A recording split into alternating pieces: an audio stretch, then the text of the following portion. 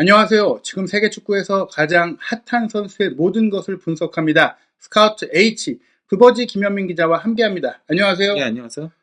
이번 시간에는 정말 우리 선수여서가 아니라 스페인 라리가 무대 초반에 엄청난 활약을 통해 자신의 포텐을 다시 한번 증명하고 있는 이강인 선수의 이야기를 준비했는데요. 2022 카타르 월드컵을 앞두고 벤투 감독이 마침내 이강인 선수를 소집했습니다. 이번 평가전 일정을 통해서 이강인 선수 월드컵 본선에 갈 수 있을지, 그리고 월드컵 본선에서 어떻게 쓰일지에 대한 궁금증이 커지고 있는데요. 이 시점에서 이강인 선수의 풀스토리 살펴보는 시간 준비했습니다. 먼저 이강인 선수 프로필부터 살펴보죠. 예, 2001년 2월 19일생이고요. 인천에서 출생했죠. 이강인 선수에 대해서는 그 한국 축구 팬들 분께서 더 많이 알고 계실 텐데요.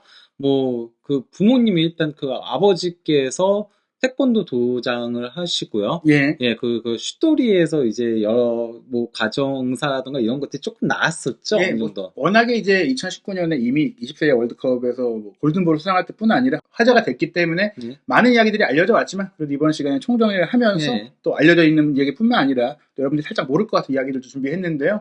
일단은 많은 축구 천재들이 그러듯이 아주 어렸을 때 축구를 시작했다고 합니다. 예, 5살 때부터 이제 축구를 시작을 했었다라고 하고요. 아버지께서 태권도 하면서도 이제 축구를 워낙 좋아하셔가지고, 그래서 도장에도 이 끝쪽에 이제 조그마한 미니 골대가 있을 정도로 그랬었다라고 하고요.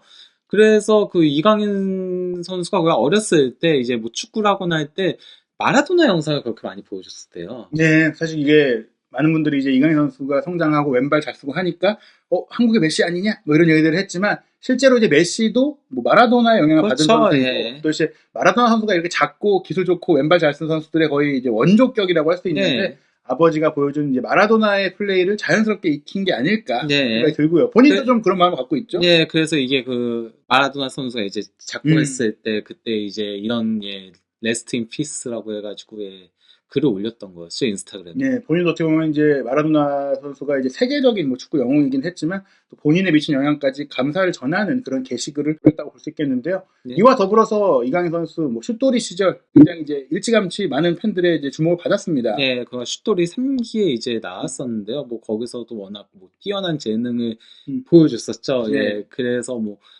그 당시 이제 슛돌이 그 아이들을 이제 지도했던 게 바로 고 유상철 감독님인데요. 네. 예, 워낙 여러 가지 에피소드들이 많았잖아요. 크로스바 챌린지를 했는데 이강인 선수한테 진다거나 그런 것도 있었는데, 유상철 감독님께서도 어쨌건 얘는 나이로 따져서는 안 된다. 얘는 13살, 14살로 보더라도 이미 뛰어난 선수다라고 그렇게 평가를 했었고요. 네. 그리고 또 이제 이강인 선수가 프로 데뷔하고 나서도 가서 만나기도 하고, 심지어 투병 중에도 가서 만나기도 하고 했었잖아요. 유상철 감독님께서. 예, 근데 이제 돌아가셨을 때 그때 또 이렇게 글을 올렸었는데, 안 그래도 그 이강인 선수가 이제 할머니랑 굉장히 애틋한 관계로 알고 있는데, 할머니 돌아가시고 또 바로 이제 유상철 감독님이 또 연달아서 돌아가셔가지고 이 시기에 굉장히 많이 힘들어했던 걸로 그렇게 알려져 있긴 합니다. 예, 그러니까 이강인 선수가 일단 슛돌이를 얘기 드리면은 축구를 전문적으로 하는 아이들 이런 건 아니었지만, 당시 이제 축구 붐이 또 있던 상황에서 축구 예능이 인기를 끌고 있었는데, 이강인 선수는 그 예능을 초월한, 국내에서도 쉽게 보기 어려운 그런 재능을 보여주니까 더욱더 화제가 됐고, 또 그 재능을 유상철 감독이 정말 방송이라서가 아니라 솔직히 이거는 남다른 재능이다 인정했던 것만큼, 이강인 선수가 정말 흥미롭게도 아주 어린 나이에 자신의 재능을 TV를 통해서 보일 수가 있었고, 또 그때 맺은 것도 어떻게 보면 사실 사제의 인연이에요. 실제로 이제 고 유상철 선수가 프로 감독을 맡을 정도로 이제 지도자를 잘 하기도 했지만, 이때까지만 하더라도 여전히 좀 현역 선수 시절의 그 기운이 남아있는 상태였는데, 그래도 본인이 국가대표 선수까지 할 정도로 쌓아왔던 노하우들을 또 꽤 이강인 선수에게 전해줬고, 또 이런 대선수와 함께 인연을 맺는 것 자체가 어린 선수들에게는 영향이 있고 꽤 크기 때문에 이강인 선수 입장에서는 꽤나 좋은 인연이었다, 그렇게 볼 수가 있겠습니다. 그리고 최근에는 또 이강인 선수의 가족도 더 화제가 되고 있어요. 일남 이녀로 이제 알려져 있는데, 그 누나가 이제 2명 있는 거거든요. 첫째 누나는 좀 많이 유명하죠. 이정은 씨라고 해가지고 요새 골대녀에 나오니까 그래도 이제 실력을 보여주고 있잖아요. 아예 온 가족이 이제 스페인으로 넘어갔었죠. 그렇죠. 이민을 간 거죠, 이민.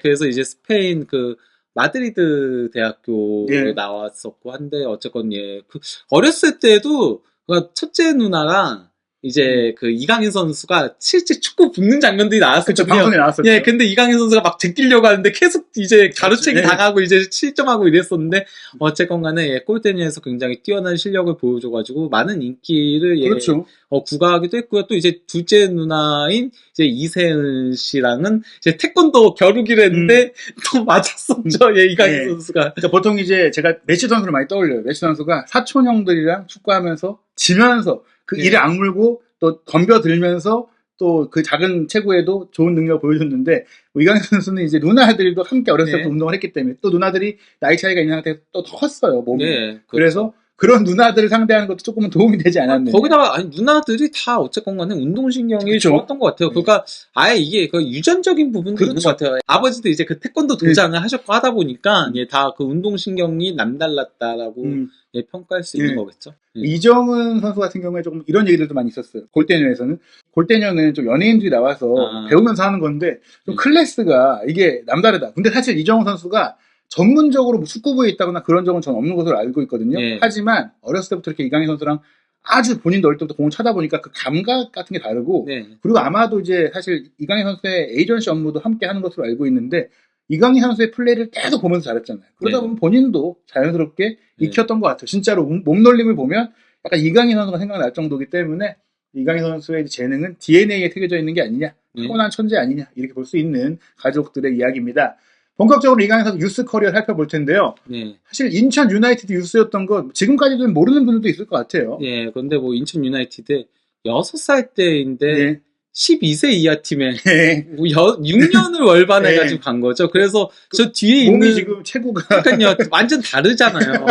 예. 예, 근데 왜냐면은 우리나라가 아직 그 완전 어린 애들을 위한 그 유소년 팀 같은 게 조금 제대로 갖춰져 있지 않다 보니까 그렇죠. 예, 그렇게 된 건데 이강인은 실력이 됐기 때문에 또 들어갈 수 있었다라고 그렇게 얘기들을 하더라고요. 예, 사실 이제 요즘은 또 이제 좀 더 체계화되고 그렇죠, 있지만 예. 이강인 선수가 한참 이제 유스 시절이었던 모습 보십시오. 거의 10년이 넘은 저 시절을 보면은 저학년을 아예 그냥 통합해서 다 함께 공을 차는 뭐 그런 상황들이 있었고 예. 초등학교 안 들어간 선수를 위한 팀들은 사실 그때는 거의 이제 없었다고 봐야 되거든요. 예. 근데 그냥 껴준 게 아니라 잘해서 예. 같이 배울 수 있었다. 그리고 그러다가 이제 발렌시아로 가게 된 예. 것인데요. 어찌됐거나 인천 유나이티드의 몸을 담았었기 때문에 예. 인천 구단도 방문을 했었어요. 예, 그래서 이제 2019년 6월 30일에 그 강원하구의 경기 때 인천 유나이티드 방문해가지고 이때 또 이제 사인회까지 했었죠. 뭐 한국에 오게 된다면 뭐 인천에서 뛰지 않겠느냐라고 인천 팬들이 뭐 기대를 하고 있을 정도인데 예. 뭐 사실 정우영 선수도 뭐 인천 유스를 거쳐서 간 그렇죠. 선수고 예, 대공. 나름 최근 몇 년 사이에는 그래도 뭐 인천 유나이티드에서 유럽으로 가는 유망주들을 배출했다. 뭐 이렇게 자부할 수 있는 뭐 그런 예. 이력이라고 할 수 있겠고요. 천성훈 선수도 그렇잖아요. 예. 그런 가운데 이제 이강인 선수의 발렌시아 유스팀 입단은 사실 이전 아주 예전부터도 언론에 보도가 됐었어요. 네, 뭐 2011년 7월 6일에 이제 발렌시아 유스팀 그 입단 발표가 이제 국내 기사를 통해서 나온 거긴 한데요. 이때 그러니까 그 발렌시아 외에도 많은 구단들이 이제 이강인 선수를 영입하고 싶어 했다라고 해요. 일단 그 이강인 부모님께서 외국 나가는 거에 대해서 약간 조금 고민이 굉장히 많았다라고 하는데 유스팀에 입단을 하려면 원래 16세 이하, 그러니까 16세가 되기 이전에 가려면은, 예. 그러면 이제 가족들이 있어야 되고 뭐 이런 것들이 있잖아요. 예. 예, 그래서 직업도 그쪽에서 가지고 있어야 있는데, 결국 그래서 그게 문제가 돼가지고 이승우 선수라던가 아니면 백승호 선수라던가 그 많은 장결희 선수라던가 다 그게 문제가 돼가지고, 그래서 이제 출전 정지 징계를 받기도 했었잖아요. 네, 후보도 있었고 그랬죠. 예, 그랬죠. 근데 이제 발렌시아 같은 경우는 아예 그래서 온 가족을 오게 하고 그리고 이제 직업까지 이렇게 소개를 시켜주는 형태로 해가지고 온 가족이 넘어가게 된 거죠. 예, 조금 자세하게 설명드리면 당시에 이제 국제축구연맹에서 이렇게 어린 나이에 특히 아프리카에서 뭐 유럽 팀들이 많은 선수를 데려왔다가 잘 안 되면 그냥 버리고 이 선수들을 그렇죠. 이제 뭐 앞으로의 진로도 보장시켜주지 않고 뭐 이런 상황들이 발생하다 보니까 앞으로 이런 어린 나이대 선수를 영입하기 위해선 이런 조건들이 있어야 된다. 거의 약간 이민자 정도만 그 그렇죠. 해외 이적을 가능하게 만들었는데 사실 메시 선수도 이렇게 어린 나이에 갔을 때 메시 아버지의 일자리를 구단에서 제공을 해주면서 규정을 나름 충족하면서 키웠던 것인데 이승우나 백승호 선수 같은 경우에 조금 안일하게 좀 바르셀로나 구단이 처리를 좀 했었던 것 같고 원래 그래서 그 구단에서 그 축구 클럽이 있는 곳에서 몇 킬로미터 반경 이내여야 되잖아요. 그렇죠. 직업도. 그래서 이제 토니 크로스 같은 경우도 원래는 이제 구 동독 지역에서 살고 있었는데 아버지를 스카우트로 고용하면서 그렇죠. 그렇게 많이 예. 오는 식으로 했었거든요. 근데 이 시점에는 구단이 이렇게 일자리를 알선해 주는 것까지도 조금만 더 엄격하게 보면서 네. 인정해주지 않는 상황까지 됐기 때문에 근데 그런 과정 속에서 일단은 근데 문제가 별로 안 되니까 내버려 뒀었거든요. 하지만 이강인 선수의 아버지는 발렌시아에 직접 가서 가족이 다 가서 정착을 하고 네. 거기서 태권도장을 운영했던 것으로 알고 있기 때문에 그렇게 알고 있습니다. 뭐 아무 관련 없이 물론 그 과정에서 발렌시아가 어떤 도움을 줬는지까지는 저희가 뭐 알 수는 없겠지만 어찌됐거나 피파의 규정이 저촉되지 않도록 확실하게 발렌시아 유스팀에서 뛸 수 있는 조건 속에 갔다는 겁니다. 예. 그리고 이제 가자마자 워낙 뭐 뛰어난 재능을 보여가지고 그래서 이게 2012년 12월 이제 기사인 건데 남한 출신의 발렌시아의 메시 이렇게 불린 거죠. 여기 보시면은 페어플레이라는 토너먼트에서 이강인 선수가 이제 벤자민이나 이제 알레민 어린 유스 단계의 선수로서 뛰면서 엘체와의 경기에서 정말 눈부신 플레이를 펼쳤다는 얘기가 나오고 실제로 스페인 같은 경우에는 이런 유스 선수들의 경기도 영상으로서 소개가 될 정도로 유스에 대한 관심이 되게 크거든요. 이제 발렌시아에서 이제 14번 역할을 했다. 비센테 같은 느낌을 준다라는 얘기가 났는데 비센테가 기술이 굉장히 좋은 측면 공격수였고 뭐 이선을 모두 좀 볼 수 있는 선수였는데 발렌시아니까 뭐 메시보다는 이제 비센테 얘기를 좀 하는 기사 내용인 것 같아요. 자센테 우악기 유명했죠. 그렇죠. 옛날에 그러니까 발렌시아 양날개. 이게 주목할 게 사실은 스페인에서나 유럽에서나 활동한 유망주들에 대해서 우리나라에서 나온 기사들은 조금 이제 과장됐거나 우리나라에서 좀 홍보하려고 좀 쓰는 경우들도 있는데 이건 그게 아니라 그냥 스페인 현지 언론, 발렌시아 현지 언론에서 엄청 잘하는 애가 나왔어 라고 소개한 기사라는 게 의미가 있습니다. 그리고 이제 이강인 선수 같은 경우는 뭐 2013년에 일단 뭐 토렌트 대회에서 MVP를 탔었고요. 그리고 또 이제 마요르카 국제 축구 대회에서도 또 이제 MVP를 탔었고요. 예, 그리고 이제 이강인 선수가 그래도 본격적으로 좀 알려진 건 블루 BBVA 저 대회 득점왕을 했던 거였는데요. 도르트문트하고의 조별리그 경기에서 그 멋진 프리킥골을 넣었었거든요. 그때 이제 로베르토 솔다도 그 발렌시아에서 이제 축구 선수도 활약을 했었던 솔다도가 저 10번 좀 봐봐. 너무 무지막지해. 대체 누구야? 이렇게 딱 얘기를 한 거였죠. 그러면서 발렌시아에 이렇게 얘기를 하니까 이제 산티아고 카니자레스 또 이제 발렌시아의 전설적인 골키퍼가 아들이 이제 루카스 카니자레스인데 아들을 이제 태그하면서 내 아들이 이강인이라고 얘기해줬어. 이렇게 얘기를 한 거죠. 그러니까 이게 자연스럽게 트위터를 하면서 이제 이야기를 주고받는 대화가 된 건데 카니자레스 선수는 사실 이제 2002 한일 월드컵에 올 뻔했고 오려고 하다가 그 화장품병 씻다가 화장품병을 이제 발로 받다가 다쳤던 어찌됐거나 말씀드린 대로 스페인 대표팀에서 활약을 오랫동안 했던 골키퍼고 발렌시아 레전드고요. 솔다도도 발렌시아에서 정말 전성기를 보냈던 선수인데 스페인 대표팀에서도 활약을 했을 정도로 그러니까 두 스페인 국대들의 대화다라고 볼 수 있고 두 발렌시아 선배들의 대화에서 얘 좀 봐라 얘 장난 아닌 것 같아 엄청나라고 자기도 너무 놀랐으니까 이게 또 어떤 그 립서비스가 아닌 거거든요. 자기가 혼자 올린 거예요. 그거도 누군지도 모르고 그런 상태에서 카니사레스가 제가 이강인이라는 애래라고 얘기할 정도로 그 현지에서 이강인 선수의 재능을 보고 그러니까 국적을 떠나서 이거 엄청난 선수 나왔다. 그럴 정도니까 진짜 이게 한국 선수라서 과대평가된 게 아니다. 다시 한번 말씀드리고 싶어요. 그래서 이제 그때 활약상에 힘입어서 이게 준결승 시점에 나온 거였거든요. 그러니까 새로운 신성 이렇게 해가지고 스페르 데포르테 그 발렌시아에선 가장 어쨌건 큰 스포츠 관련 이제 지역지죠. 거기서 이제 조명을 한 거죠. 이게 어떤 얘기냐면 에스테 에스 누에스트로는 이거 우리 선수야 라는 뜻입니다. 이게 우리 선수야. 건드리지 마. 노터치. 야가 이렇게 하면서 최고 유망주 우리가 지금 찾아냈다. 뭐 그러면서 저기 이제 맨유, 바르셀로나, 레알 마드리드 같은 구단들이 이강인을 노리고 있다고 하는 거죠. 맨유, 바르셀로나, 레알 마드리드가 지금 열광하고 있다. 즉 지금 많은 문의가 쇄도하고 있다는 거고 실제로 이때 사실은 발렌시아 유망주들은 꽤 많은 빅클럽들이 입도금에 했었거든요. 얘는 안 돼. 약간 이런 느낌이었다고 보시면 될 것 같습니다. 그리고 이제 2년 뒤인 2015년에는 이제 로크타스 데마르 대회 그 MVP를 탔었고요. 이 당시에 이제 또 이제 레알 마드리드하고 맨시티가 이강인 영입을 추진한다는 보도들이 나왔던 거였죠. 특히 이제 뭐 맨시티 같은 경우는 치키 베실스타인 단장이라던가 뭐 이런 사람들이 직접 와가지고 이제 뭐 대화도 했다라는 식의 얘기들이 나온 거죠. 그러니까 이게 2017년 1월 달에 나온 뉴스인데, 이 당시에 이제 이강인 선수가 조금 이제 성인 레벨 직전인 18세 이해 대회에서 너무나 잘하니까 실제로 이제 어떤 디렉터 누가 와서 얘기를 했다더라라는 그 구체적인 보도들이 발렌시아 지역주에서 많이 나왔어요. 이때가 바로 이제 만 16세 생일을 앞두고 그렇죠. 있던 시점이기 때문인 거거든요. 그리고 실제로 맨시티에서는 스페인 지역에 있는 많은 유망주들을 꽤 영입을 하던 그런 시기였어요. 왜냐하면 바르셀로나의 이사진이었던 인물들이 그대로 맨시티에 가서 팀을 구축하고 있던 상황이었고, 실제로 발렌시아에서 이강인 선수와 함께 최고의 재능으로 뽑히는 또 다른 선수는 맨시티로 가는 일도 생겼었거든요. 네. 사실 이 얘기를 보면 실제로 맨시티가 이강인 선수를 영입하려고 네. 했었다. 그리고 레알 마드리드도 마찬가지로 유스트팀 단계에서 그 총괄 디렉터가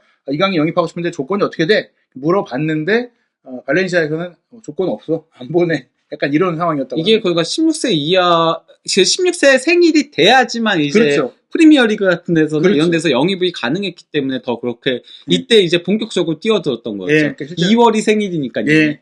사실 이런 정도의 팀들이 제안했기 때문에 이강인 선수도 뭐 공개적으로 밝히지 않았지만 생각이 있었을 거예요. 하지만 예. 무엇보다 중요한 건 이제 발렌시아 구단의 계약이 남아있는 상태였고 의중이 있는 상태였는데, 그런 과정 속에서 발렌시아와 재계약을 했죠. 생일이 지나고 한 15일 정도 지나고 나서 예. 이제 발렌시아하고 재계약을 체결을 하게 됐던 예. 거였고요. 근데 이때 비하인드 스토리도 이미 꽤 많이 알려졌는데, 이 재계약을 체결한 배경은 이강인 선수가 분명히 더 좋은 조건과 더 큰 팀에 갈 수 있는 기회가 있지만 선수로서는 좀 더 잘 되기 위해서 어린 나이에 좀 월반을 조금 프로 경기를 소화할 수 있어야 되는데, 발렌시아가 너한테 그거를 보장하겠다라고 했기 때문에 너 바로 프로 경기 뛸 수 있게 될 거야 라는 것을 명문화했기 때문에 가능했다라고 볼 수 있겠습니다. 예. 그리고 이제 2017년 8월에는 코티프 토너먼트에 나와가지고 이때 비록 발렌시아는 준우승을 기록을 했지만은 MVP를 또 탔죠. 이 대회가 아틀레티코 마드리드도 참가를 했었고 브라질 산토스라든지 유럽과 남미의 최고 명문 구단들이 참가하는 꽤 규모가 큰 그 유소년 대회거든요. 근데 이 대회에서도 이강인 선수가 대회 내내 엄청 주목을 받았잖아요. 우승은 라싱이 했던 걸로 기억해요. 제가 알고 아르헨티나 구단이 했던 걸로 알고 있는데 어쨌건 그렇습니다. 그 중에서도 지금 모습을 보셔도 아시겠지만 거의 성인 선수 가깝게 성장을 했고 경기력 자체가 좋았기 때문에 이강인 이제 시작이구나. 그리고 앞서 말씀드린 대로 그 재계약을 통해서 이미 사실은 이제 후배일 때 나이인데 프로 2군으로 뛰는 그거를 보장을 받았어요. 그리고 그 프로 2군 데뷔를 하게 됩니다. 2017년 12월 21일에 이제 그 데포티보 아라고나하고의 경기에서 교체 출전하면서 세군다 배는 이제 3부 리그거든요. 3부 리그까지가 프로 리그에 해당하기 때문에 프로 데뷔를 이때 한 거라고 보면 됩니다. 물론 최근에 언급된 프로 100경기에는 이게 포함되지 않는데, 왜냐하면 그건 1군 팀 기준이에요. 만약 이강인 선수가 이게 발렌시아 2군 팀이 아니라 다른 팀이었다면 이것까지도 경력으로 쳐주겠지만 조금 구분을 하고 있거든요. 어찌됐거나 이때 이제 굉장히 어린 거의 만 16세 정도의 나이에 프로 경기를 치른 것이다. 그때 이제 라파미르도 있고 뭐 굉장히 유명한 선수들이 많이 있었어요. 라파미르를 대신해가지고 교체 출전한 거였거든요. 당시에는 이제 라파미르가 발렌시아 최고의 유망주로 꼽히고 있었고 지금도 이제 뭐 라리가에서 활약하고 있어요. 아쉽죠. 세비야에서. 어쨌거나 유망주였다. 결국 그 발렌시아 2군 역사상 최연소 데뷔 현재 기준은 10인데요. 당시 기준은 8위였어요. 왜냐하면은 후르디 에스코바르라던가 유누스 무사 같은 경우는 이강인 선수보다 늦게 데뷔를 했기 때문에. 그리고 뒤로 보시면 최근에 많은 선수들이 나왔는데 페란 토레스도 있고 호세 가야도 있고, 발렌시아가 유소년 선수를 굉장히 잘 배출해오고 있었고, 또 이강인 선수와 이제 비슷한 나이 때문에 토니 라토라든지 같은 시기에 활동한 유누스 무사라든지 이런 선수들을 2군 팀에 적극적으로 투입을 해가지고 끌어올리려고 하던 그런 정책들이 있었는데 그 대열 중에 한 명이었다. 그리고 파코 알카세르가 어렸을 때는 대단한 유망주였거든요. 그 선수가 현재까지도 최연소 데뷔 1위 기록을 갖고 있습니다. 2018년 5월 6일에 있었던 사바데라고의 경기에서 마침내 그 B팀 데뷔골을 기록을 했죠. 사실 이강인 선수가 스트라이커는 아니었기 때문에 이선에서 뛰었기 때문에 골을 많이 넣는 유형은 아니지만 어찌됐거나 또 스트라이커 바로 뒤에서 특히 발렌시아 2군 팀이나 발렌시아 유스 팀에서는 4-2-3-1 포메이션을 쓰면서 이강인 선수를 위한 전술을 썼거든요. 즉 이강인 선수에겐 수비 부담을 거의 주지 않고 공격을 혼자 이끌어갈 수 있게 좀 해줬기 때문에 좀 더 날아다니는 그런 상황들이 있었는데, 조금 늦긴 했지만 이제 시즌 막판에 데뷔골을 이제 기록하게 됐습니다.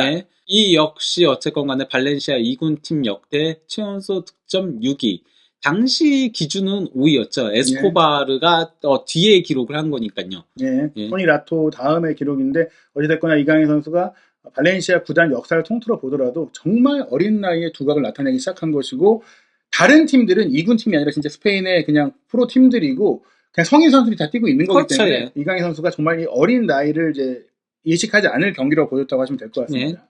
그러면서 이제 그 해당 시즌에 어쨌건 간에 그 세군다 B에서 11경기 출전해가지고 한 골 기록을 했고, 뭐, 이 정도 나왔다는 거죠. 이 당시에는 2군 경기뿐만 아니라 이제 후배인 1팀 경기도 그렇죠, 함께 오가면서 경기를 했기 때문에 다른 출전 기록들은 있다라고 할 수 있겠는데요. 근데 이때 또 하나의 충격적인 소식이 전해져 왔었죠. 뭐, 그러니까 스페인 축구협회에서 이강인 선수의 귀화를 시도하고 있다. 뭐, 이런 식의 현지 보도가 나왔던 거였습니다. 뭐 이거는 가짜뉴스는 아닙니다. 왜냐하면 당시에 그렇죠. 실제로 스페인 내에 유소년 선수들이 좀 잘하거나 하면은 또 그 조건을 보고 스페인 축구협회에서 스페인 청소년 대표 한번 와볼래? 이렇게 미리 좀 차지하려는 그런 분위기들이 있었고. 그 8년을 있으면 이제 기아 요건을 그렇죠. 갖추게 된다라고 해가지고 그렇게 얘기들이 있었던 거였죠. 실제로 이제 안수파티 같은 선수들은 물론 스페인에서 태어나긴 했지만, 그렇죠. 어떻게 보면 뿌리도 다르고, 다른 대표팀을 선택할 수도 있지만, 미리 좀 점하는 경우들이 있었고, 이강인 선수는 그때 공식 대회는 아니지만, 발렌시아 지역 대표팀에 뽑힐 정도로 이제 지역 내 최고 선수로 꼽혀왔기 때문에. 심지어 그때도 그 어쨌건 대회 MVP를 탔었어요. 제가 그거는 일부 뺐거든요. 그 2015년으로 기억해요. 그때 발렌시아 지역 대표로 나와가지고. 그렇죠. 우승을 했었죠. 그렇기 때문에 사실 이때 이강인 선수가 그냥, 뭐 솔직히 이제 스페인에서 오래 살았고, 문화도 적응했는데, 나 스페인 대표라면 도전해볼래라고 생각했으면, 진짜 그런 일도 가능했을 정도의 화제성이 있었다는 거예요. 그리고 만약에 그랬으면 이강인 선수가 조금 더 자리 잡기가 더 편했죠. 왜냐면은 이게 외국인 선수 이게 너무 쿼터가 라리가는 너무 빡빡하기 때문에 그것 때문에 이강인 선수가 원래는 더 빨리 올리고 싶어 했거든요. 발렌시아가 제가 알기로는 16세 되면 바로 올리려고 마음은 먹고 있었는데 자리 내주기가 힘들어가지고 그랬던 것도 컸기 때문에. 그렇죠. 1군 프로 경기를 뛰려면 특히 이제 만약에 발렌시아 2군 팀이 또 2부 리그라도 올라간다면 외국인 쿼터에 걸리거든요. 아무리 유수 출신 선수라고 하더라도. 그래서 만약 정말 말씀하신 대로 이때 이강인 선수가 스페인 국적을 선택했다면 발렌시아도 좀 더 많이 기회를 주고 더 밀어줬을 거다 이렇게 볼 수 있겠습니다. 스페인은 그게 참 아쉽죠. 그냥 딱 그 1군에도 뭐 25인 스쿼드 딱 있어야 되고 거기에 외국인 선수 3명 넘으면 안 되고 이런 것들이 너무 빡빡하게 돼 있으니까 다른 국가들은 막 40명씩 막 이렇게 1군에 놔도 되잖아요. 그렇기 때문에 아시아 선수, 한국 선수가 스페인에서 성공하기 더욱더 어려운데 그럼에도 불구하고 결국 뚫고 들어갔다. 그거는 이강인 선수가 이런 국적과 조건을 초월한 재능을 있는 받았기 때문이다라는 겁니다. 그 이제 2018년 7월 21일에 일단 그 발렌시아하고 4년 재계약을 체결을 하게 됩니다. 앞서 말씀드린 재계약이 이미 있었던 것은 뭐 이제 2군 팀 월반이라든지 장차 있을 그 월반들의 조건을 제시했다면 이번 그 계약은 조금 경제적인 재정적인 부분까지 보장을 해주면서 1군에 갔을 때까지의 조건까지 어느 정도 명시되고 바이아웃도 들어간 겁니다. 그렇죠. 무려 그 8천만 유로라는 그 어린 선수한테는 굉장히 거액의 바이아웃이 추가가 된 거죠. 사실 뭐 이전 계약들도 스페인 프로 축구 협회의 그 조건으로 인해서 바이아웃이 있긴 했는데 8천만 유로 바이아웃이라는 건 사실 굉장히 높은 이게 그냥 해놓은 게 아니라 실제로 많은 팀들이 좀 달라붙으니까 좀 걸어놓은 거거든요. 그리고 이제 애닐머시 회장이 직접 그 입단 사진을 찍을 정도로 이강인 선수에 대한 발렌시아의 의지를 느낄 수 있는 재계약이었고 결국에는 이 재계약 후에 본격적인 1군 경력이 시작돼요. 이게 바로 그 재계약을 하고 나서 이제는 사실상 거의 프로 계약이나 마찬가지였던 프로 계약을 한 거죠. 그렇기 때문에 이제 스페르데포르테 지역지에서 바로 우리 이강인이라고 해가지고 기사가 올라온 거죠. 그래서 이강인에 대한 뭐 다양한 스토리들을 이제 소개를 한 거죠. 그렇죠. 지금 어린 시절 한국의 프로그램에 나왔던 얘기. 지금 우리가 하듯이 이강인의 성장 과정을 세세하게 집중 조명했습니다. 그리고 한국에서의 뭐 열광적인 인기라던가 뭐 가족이라던가 뭐 이런 다양한 것들에 대한 발렌시아의 전 조금 잘못됐죠. 2011년에 온 건데 2012년이라고 어쨌건 그렇습니다. 그렇기 때문에 이때 이강인 선수가 프로 1군 프리시즌을 함께 치르게 됩니다. 그러면서 이제 그 7월 25일 로잔 스포츠하고의 경기에서 1군 경기 출전을 물론 뭐 평가전이지만 가지게 됐었고요.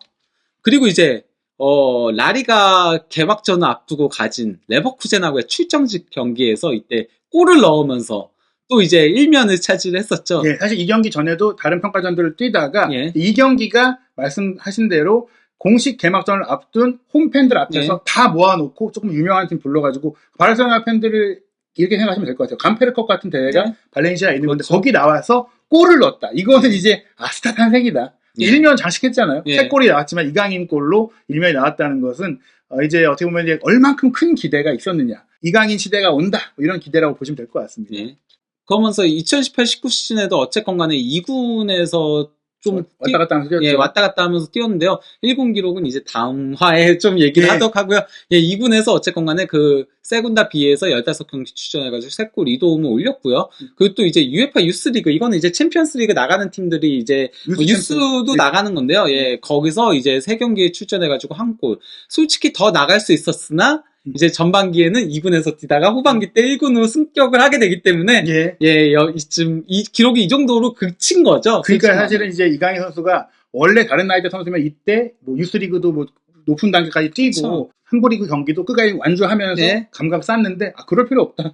그냥 1군으로 와 해서 1군 경기를 뛰게 됐기 때문에 이렇게 된 거고 또 발렌시아가 이때는 챔스에 나갈 정도의 팀이었기 때문에 그렇죠. 사실 이강인 선수가 아무리 재능 있는 선수라고 하더라도 시즌 내내 뭐 계속 있을 수는 없다 보니까 출전 기회를 또 주면서 감각을 끌어올리기 위해서 그래서 2군 팀에 오갔던 것이다 볼 수 있겠는데요. 그렇다면 발렌시아 1군 팀에서의 활약은 어땠고 또 왜 결국 발렌시아를 떠나게 됐는지에 대한 이야기 2편에서 이어집니다. 정주행 부탁드립니다.